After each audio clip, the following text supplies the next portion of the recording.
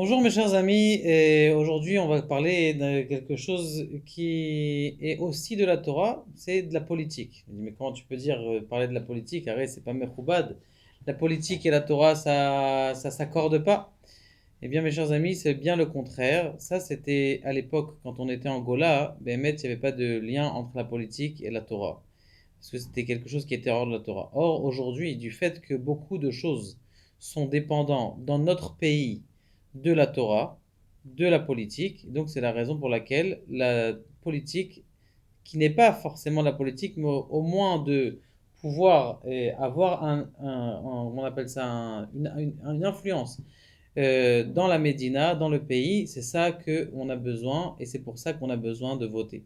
Il y en a qui disent, bah, regarde, j'ai une Gemara, je suis plus intelligent, moi, j'ai une Gemara, c'est marqué clairement dans Vaserhet Shabbat Dafnunchet que même les gens qui s'occupent de mettre de l'eau sur les champs, même celui-là, c'est Akadosh Baruch Hu qui décide. Donc de toute façon, on sait exactement qu'est-ce qui, qu'est-ce qui décide. Donc c'est Akadosh Baruch Hu qui décide, c'est Akadosh Baruch Hu qui décide de mettre tel ou tel.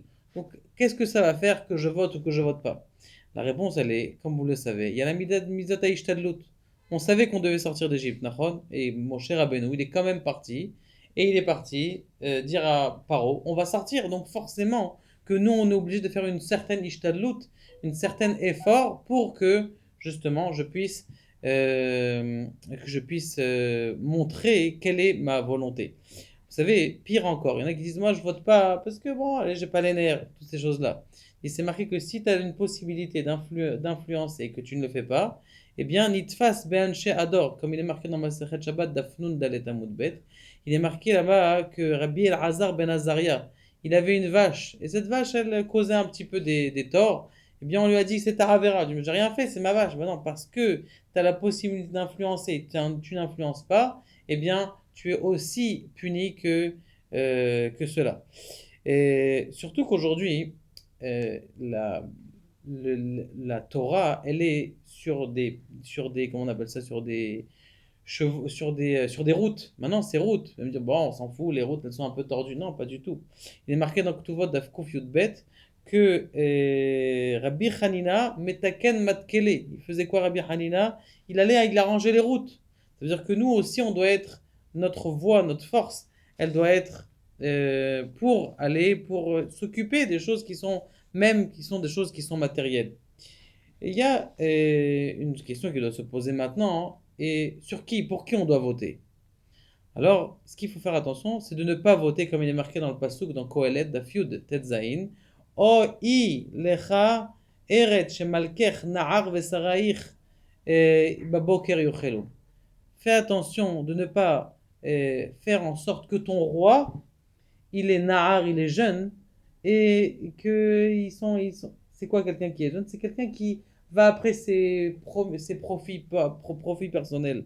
Quelqu'un qui va pour son premier profit personnel, eh bien, cet homme-là, eh bien, il ne faut pas voter pour lui. Nous, on a Baruch Hashem, on sait pour qui voter. On sait que chasse sont des gens qui ils profitent pas forcément de leur profit. Ils n'ont pas de profit personnel, ils veulent justement juste promulguer la Torah. Vous savez, à l'époque du Chazanish, c'est pour ça qu'on a mis le Chazanish derrière, eh bien, pour pouvoir voter, il fallait payer tous ses impôts. Celui qui n'avait pas payé les impôts, il n'avait pas le droit de voter. Il est parti voir un homme, il est parti voir le Chazanish, il lui a dit, Rabbi, j'ai pas de quoi payer mes impôts et donc je peux pas voter. Qu'est-ce que je dois faire? Il lui a dit, vends tes tefilines. Il a dit, mais Rabbi, comment je vais vendre mes tefilines pour aller voter? Il lui a dit, oui, tu vends tes tefilines pour aller voter. Tu sais pourquoi? Parce que tu peux aller prendre les tefilines de quelqu'un d'autre, tu peux les utiliser. Après la prière, tu vas au deuxième minyan, au premier minyan, tu utilises les tefilines de quelqu'un d'autre. Mais ta voix, elle va être jetée à la poubelle.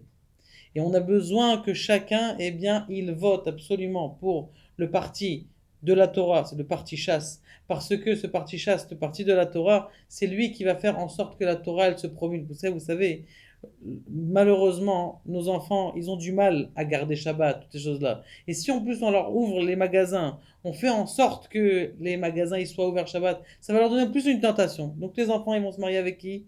Qu'est-ce qu'ils vont faire le Shabbat au lieu de venir à ta table?